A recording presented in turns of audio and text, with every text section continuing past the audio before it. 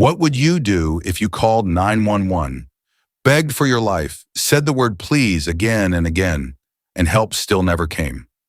On January 17, 2008, a 21-year-old mother of two was kidnapped in broad daylight from her home in Northport, Florida.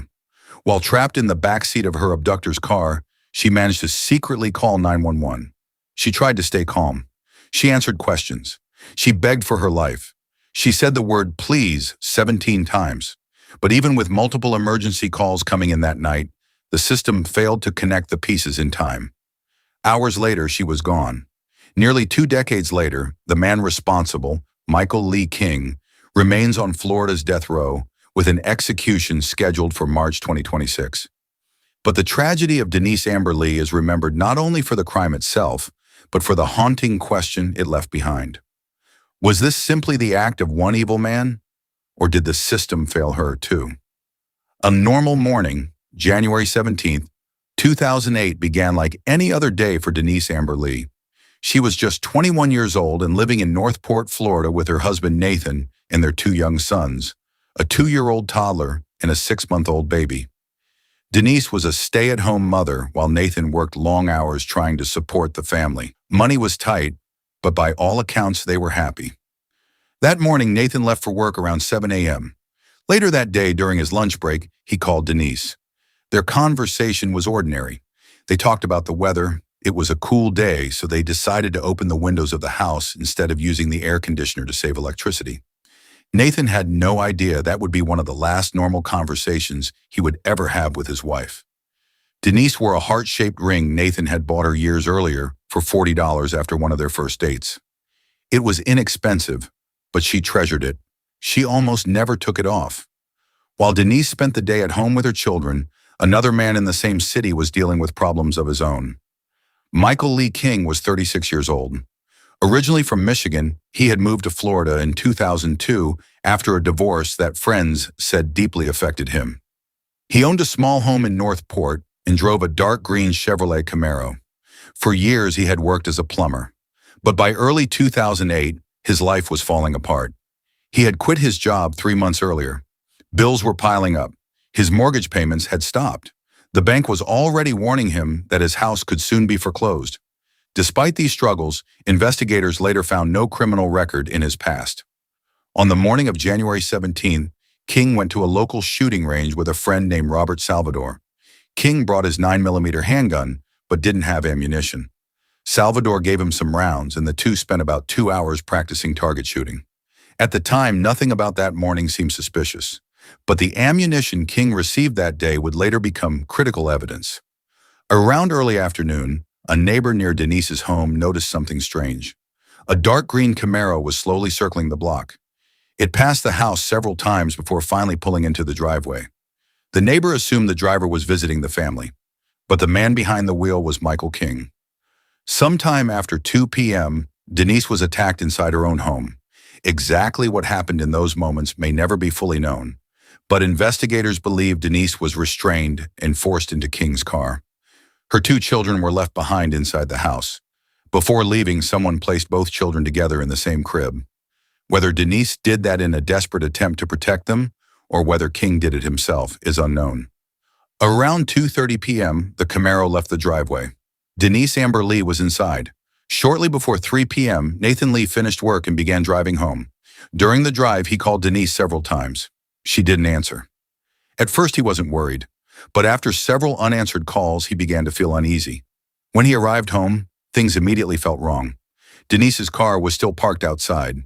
Inside the house, the windows that had been opened earlier were now closed. The house was quiet. Then he found the children. Both boys were together in a crib, something Denise would never normally do. Her purse was inside the house. So were her keys, her phone. Everything was there, except Denise. At 3:29 p.m., Nathan called 911 to report his wife missing. Meanwhile, Michael King had taken Denise to his own house. Prosecutors would later say the room he brought her to contained duct tape and other materials suggesting preparation. For hours, Denise was bound and indecently assaulted. Later that evening, King forced her back into his Camaro and began driving again. At one point, he stopped at his cousin Harold Muxlow's home. King claimed he needed to borrow a shovel, a gas can, and a flashlight. While King and his cousin were briefly inside the house, Denise managed to escape the car. She ran and screamed for help. "Call the police!" But before anyone could react, King forced her back into the vehicle and drove away. Another chance to save her had slipped away. Sometime later, Denise managed to secretly grab King's cell phone while she was lying in the back seat. She dialed 911. The call lasted several minutes. Denise whispered and spoke carefully, pretending she was talking to her abductor while feeding information to the dispatcher. She confirmed her name. She said she did not know the man, and again, she begged, "Please, please let me go." The dispatcher tried desperately to determine her location, but the phone King was using was a prepaid burner phone with limited tracking capability. Without an exact location, police struggled to find the car. At around 6:30 p.m., another woman named Jane Kowalski was driving near U.S. Route 41. A Camaro pulled up beside her. From the back seat, she heard screaming. Then she saw a hand slam repeatedly against the window. She believed a child was being abducted. Jane called 911 immediately and described the car. But tragedy struck again. Her call was routed to the wrong county and never relayed to patrol officers in time. Later, dispatchers admitted they had forgotten to send the information to units nearby. At that very moment, several police officers were reportedly within minutes of the vehicle, but they never knew to look for it. Police eventually traced the phone number used during Denise's 911 call. The records led them to Michael Lee King. Officers rushed to his house, but he was already gone. At 9:16 p.m., a Florida state trooper spotted King's green Camaro on the road and pulled it over. King stepped out of the car. His pants were muddy and wet. Denise was nowhere to be found. King told officers a bizarre story, claiming he had been kidnapped by a hitchhiker who took Denise away. Investigators quickly realized the story made no sense. Search teams spent 2 days combing the area. Finally, deep in a wooded location not far from where the Camaro had been seen, a disturbed patch of ground was discovered, a shallow grave. Inside was the body of Denise Amber Lee. She had been shot. Nearby investigators found a shell casing. Ballistic tests later matched it to ammunition used at the shooting range where Michael King had practiced earlier that morning. More evidence linked him directly to the crime, including hair strands Denise had intentionally pulled from her head and scattered throughout the car. She had been leaving clues. She was trying to help investigators catch the man responsible.